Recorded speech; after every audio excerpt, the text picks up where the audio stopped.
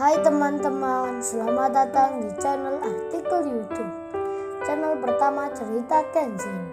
Kali ini admin upload lagi ya. Terima kasih.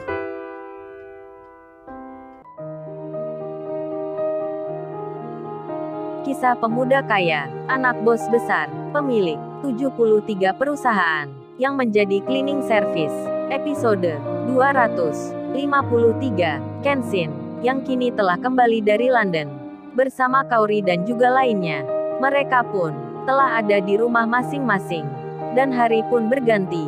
Kenshin yang memang diharuskan untuk istirahat beberapa waktu, ia pun memutuskan tak melakukan aktivitas dulu. Apalagi ayah dan mamanya kini mengetahui bahwasanya putranya baru saja mengalami sakit dan mendapat perawatan di London. Namun karena melihat Kenshin yang kini nampak sehat, kedua orang tuanya pun tak menjadi khawatir. Kenshin hanya disarankan jangan dulu melakukan kerja, dan Iwan yang baru mengetahui sahabatnya itu telah pulang. Iwan segera melaju ke rumahnya Kenshin. Tak berselang lama, bertemulah mereka. Kenshin bercerita ke Iwan. Begitu pula sebaliknya, mereka saling bicara, saling bercanda, hingga waktu pun tak terasa sudah menginjak di sore hari. Kenshin yang punya rencana semenjak di waktu tadi pagi.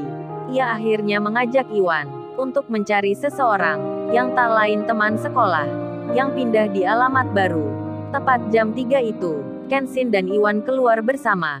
Dan seperti biasa, mereka menaiki motor butut legenda. Setelah beberapa waktu, tak lama kemudian, sampailah Kenshin dan Iwan ke tempat alamat itu, di sebuah kampung yang jalannya agak lebar. Kenshin pun bertanya pada seseorang tentang alamat yang di bawahnya. Seseorang itu pun menunjukkan arahnya, menyebut jalannya dengan jelas sekali. Kemudian Kenshin mencari seperti yang disebutkan, dan akhirnya tibalah mereka di depan rumah. Kenshin bertanya tentang nama temannya pada seseorang. Kenshin itu bicara, "Permisi ya Pak, saya mengganggu sebentar. Ini saya mau tanya, rumahnya Andi di sebelah mana ya?"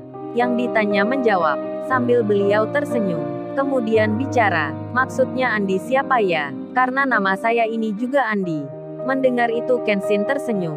Ia pun lalu bilang, "Oh, nama Bapak juga sama. Maaf sebelumnya kalau gitu. Oh ini Pak, yang saya cari ini temanku Andi Noya. Katanya baru pindah daerah sini." Di saat itu ada orang lain yang langsung bicara, "Oh Andi Noya, itu Mas lagi kerja, pulangnya malam. Kebetulan saya tetangganya, itu rumahnya di pojokan, berwarna biru." Mendapat informasi seperti itu, orang yang dicari sedang tak ada di rumah. Kenshin pun tak melanjutkan, ia akan kembali. Namun, sebelum mereka pulang, yang saat ini ada di depan rumah orang yang baru saja ditanya, seorang bapak yang katanya bernama sama Pak Andi itu sedang nampak jualan bakso dan makanan lainnya. Kenshin pun berhenti. Kemudian ia bilang, "Wan, kita makan di sini bentar Wan. Daripada langsung pulang, ngopi-ngopi dulu." Iwan pun mengiyakan. Ia langsung menjawab, "Oke bro, cocok sekali ini." Dan diparkirlah motor butut itu di sebelah rumah tersebut. Kenshin lalu berpesan, "Pak bakso 2 ya, sama kopi sama es teh." Iwan pun bilang, "Bro lu jangan dulu minum es bro. Katanya lu kan habis sakit, masih minum obat pula." Kenshin menjawab, "Nggak apa Wan, tenang aja, Pak Andi sendiri." Lalu memanggil istrinya untuk segera membuatkan bakso. Kenshin dan Iwan pun kemudian duduk di warung rumah itu. Nampak Pak Andi sedang sibuk memecahkan es batu dan mencuci-cuci gelas. Di sela hal itu, tiba-tiba datanglah beberapa orang yang menaiki motor besar menghampiri warung. Kemudian mereka bilang, "Permisi, ini rumahnya Pak Andi ya? Pengusaha garmen. Ini Pak, saya dari pihak bank, ingin menagih hutang." Pak Andi pun terkejut karena banyak orang yang berwajah tak ramah bicara menagih hutang. Kemudian beliau menjawab, "Kan saya sudah melunasi semua Pak, hutang-hutang itu di minggu kemarin. Coba Bapak lihat saja sendiri. Kini saya berjualan, bertinggal di rumah ini, bukan lagi pengusaha." Kenshin langsung mendengarnya. Dalam benaknya ia tersentak. Bapak ini ternyata pengusaha. Namun para penagih hutang itu malah berkata, Saya tak mau tahu urusannya, Pak. Mau Bapak jualan atau apapun. Yang penting hutang harus dibayar. Laporannya ini masih ada, dan jelas sekali. Bapak harus bayar hari ini. Inilah awal ceritanya. Orang kaya yang bangkrut karena salah investasi. Dan jadi korban penipuan. Anaknya yang cantik itu sampai depresi dibuatnya. Dan ini kisahnya. Pak Andi adalah seorang pengusaha sukses sebelumnya. Mempunyai pabrik besar dan beberapa properti.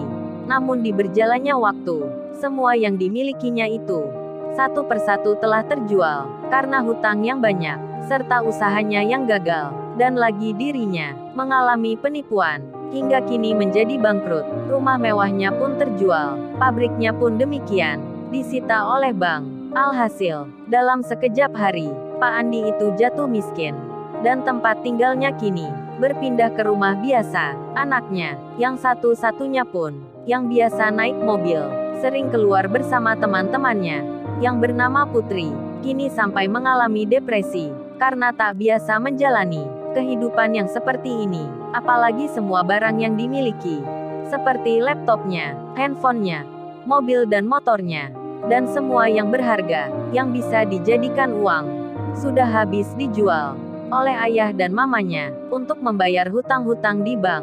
Kini Putri anaknya tersebut, yang biasa bicara dengan teman-temannya, baik lewat media sosial, maupun secara langsung, nggak bisa lagi terhubung, karena nggak punya handphone, dan di hari yang dijalani, ia pun merasa tak percaya diri.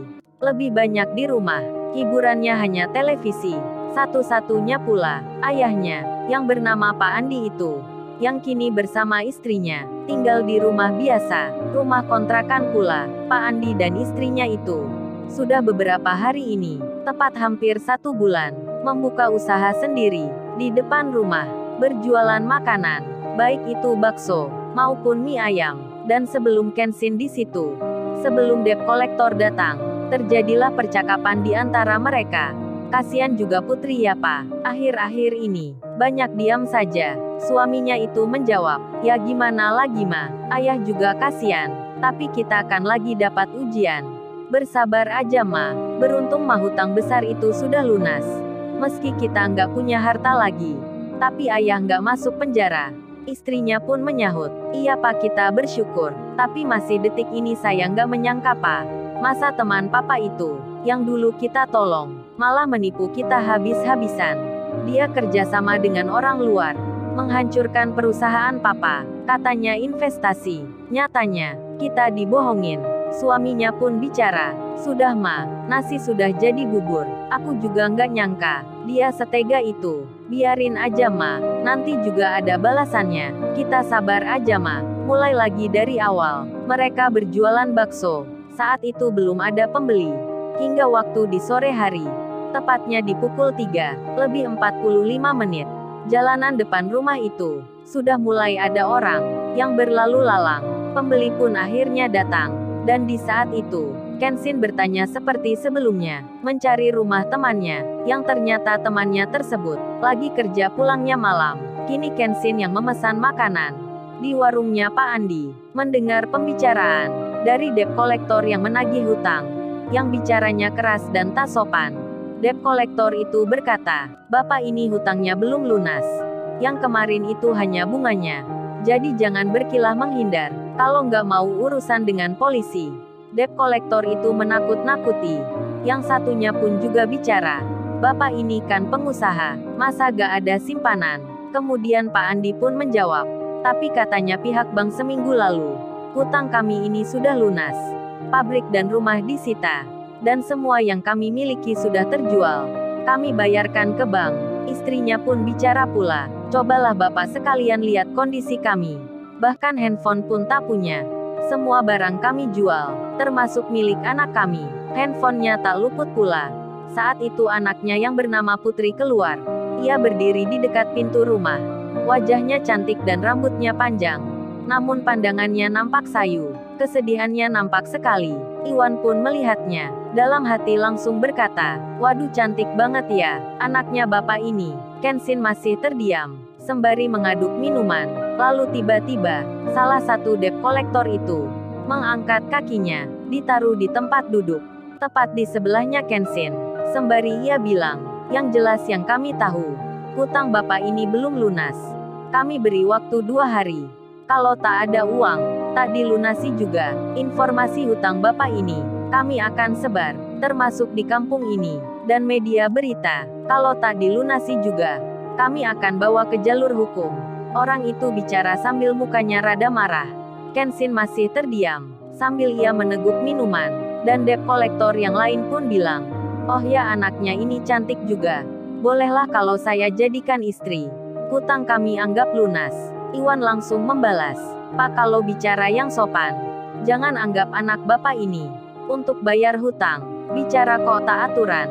Mendengar hal itu, debt kolektor itu pun merasa tersinggung. Ia pun tak terima, menghampiri Iwan, kemudian bicara, emangnya kamu siapa? Kok berani sama saya? Kurang ajar kamu. Kenshin berdiri, dan Iwan pun menjawab, lalu, bagaimana kisah selanjutnya? Subscribe channel ini untuk episode berikutnya. Terima kasih.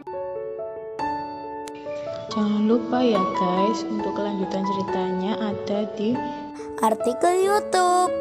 Jangan lupa subscribe ya guys, dan tekan notifikasinya